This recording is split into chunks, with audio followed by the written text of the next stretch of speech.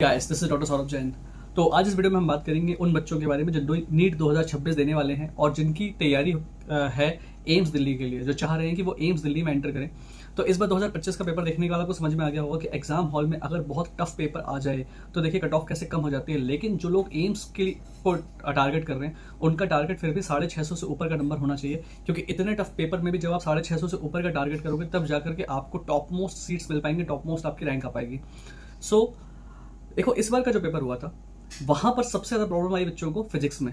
और फिजिक्स में प्रॉब्लम इसलिए नहीं आई क्योंकि फिजिक्स बहुत ज्यादा टफ थी या लेंदी थी, वो तो एक प्रॉब्लम थी ही। बात यह है कि सबसे ज्यादा प्रॉब्लम हुई बच्चों को टाइम मैनेज करने में, और फिजिक्स के क्वेश्चंस जो 15-17 क्वेश्चन जो बहुत टफ आए थे उन क्वेश्चंस को करने के लिए टाइम डिवोट कर पाने में। क्योंकि बेसिकली हुआ ये कि अगर वो 15-17 क्वेश्चंस जो एग्जाम हॉल में सॉल्वेबल नहीं थे, अगर उनको आपको कोशिश भी करनी है, ट्राई भी करनी है कि आप सॉल्व कर पाओ, तो उसके लिए भी आपको टाइम डिवोट करना पड़ेगा। और कम से कम जब आप 15-20 मिनट का टाइम केवल उन क्वेश्चंस को देते, तब आप छांट के उसमें से 3-4 क्वेश्चंस होते जिनको आप शायद सॉल्व कर पाते अगर आपकी फिजिक्स उस लेवल की अच्छी है तो।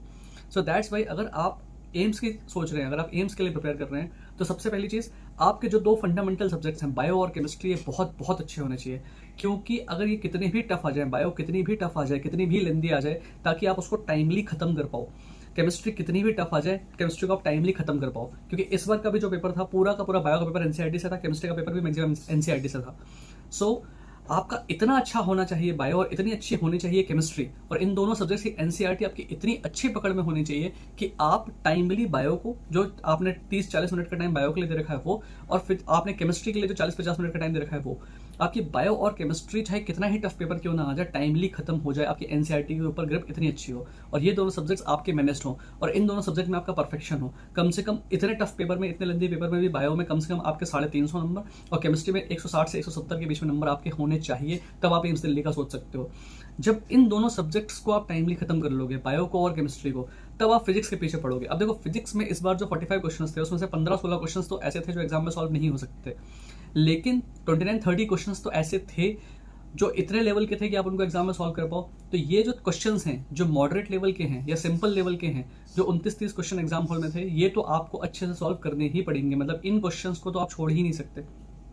इसके बाद अगर आपने प्रॉपर्ली टाइम मैनेज किया होगा और टाइम आपके पास बचेगा, तो वो टफ क्वेश्चंस जो आपने स्टार्टिंग फर्स्ट राउंड में छोड़ दिए थे जब पहली बार आप सॉल्व कर रहे थे, उन क्वेश्चंस के पीछे आप सबसे लास्ट में पढ़ सकते हो और फिर उसके बाद आप डिसाइड कर सकते हो कि इनमें से कौन से क्वेश्चंस ऐसे हैं जो आपसे सॉल्व शायद हो सकते हैं, और उन पर फिर आप उस टाइम लास्ट में 15-20 मिनट का टाइम दे सकते हो और उसमें से 3-4 क्वेश्चन शायद आप सही कर ले जाओ, क्योंकि वही एक कटिंग एज आपको लास्ट में देगा। सो इस तरह के पेपर में भी फिजिक्स में कम से कम आपके 120 नंबर से ऊपर ही आने चाहिए। मतलब 120 नंबर तो उन 30 क्वेश्चन से जो सॉल्वेबल थे, और इन 15-20 क्वेश्चन, इन 10-15 क्वेश्चन में से कम 3 से 4 क्वेश्चन और, मतलब अगर इस पेपर में भी फिजिक्स में आपको 130-140 नंबर चाहिए, तब जाके कहीं आपका 650 से ऊपर स्कोर जाएगा और आप एम्स दिल्ली के बारे में सोच सकते हो। तो वो लोग जो इस साल प्रिपेयर कर रहे हैं और सोच रहे हैं एम्स दिल्ली में आने का, उनको मेरी सलाह यह है कि पहली बात तो कोर सब्जेक्ट जो आपके बायो और केमिस्ट्री ही आपके बहुत स्ट्रॉन्ग होने चाहिए। स्टार्टिंग वहीं से आपको करनी है, आपकी सबसे पूरी मेहनत जो है वो बायो और केमिस्ट्री पर ही होना चाहिए। और फिजिक्स में हर एक चैप्टर के पीछे बहुत टफ लेवल पे मत जाओ।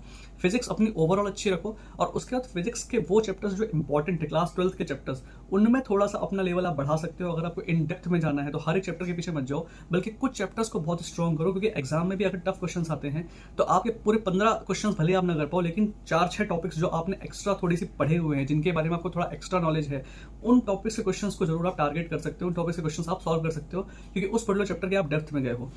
फिजिक्स के चक्कर में अगर आप बहुत ज्यादा पढ़ जाओगे, अगर आप एम्स दिल्ली का भी सोच रहे हो, आप बहुत एक्सट्रीमली इंटेलिजेंट स्टूडेंट भी हो, तब भी मैं बोल रहा हूँ, अगर फिजिक्स के चक्कर में बहुत ज्यादा पढ़ जाओगे तो वो बहुत ज्यादा आपका टाइम ले लेगी केमिस्ट्री और बायो से। और सिलेक्शन अगर आपको चाहिए, और एम्स दिल्ली की ही बात कर रहा हूँ, अगर सिलेक्शन आपको चाहिए तो आपकी बायो और केमिस्ट्री तो परफेक्ट होनी चाहिए। उसके बाद जाकर के आप सोच सकते हो कि शायद फिजिक्स में थोड़ा सा आप एक्स्ट्रा करो और आप बहुत अच्छे रैंक ले आओ। सो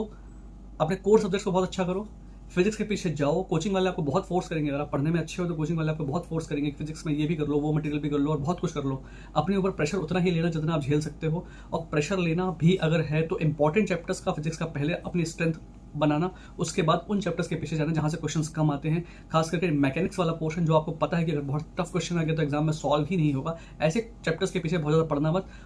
फोकस अपना रखना कोर प्रिपरेशन पर। अगर आप इस चीज को मेंटेन करोगे, अगले साल इस लेवल का पेपर आ गया तो भी सॉल्व हो जाएगा, और अगले साल अगर मान लीजिए पेपर पहले जैसा आ जाता है, सिंपल आ जाता है, तो भी आपका सॉल्व हो जाएगा। So best of luck, preparation अभी से स्टार्ट कर दो अगर आप एम्स दिल्ली के लिए टारगेट कर रहे हो तो। Thank you.